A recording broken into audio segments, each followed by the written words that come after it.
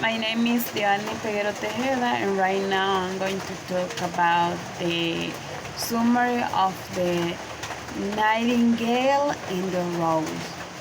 The history follows Nightingale, who learns of the sadness of young student who is in love with a girl and need a red rose to win her affection.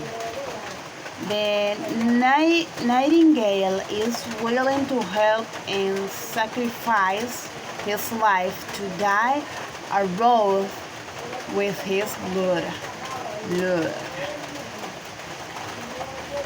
However, the young man doesn't appreciate the Nightingale's selfless gestures.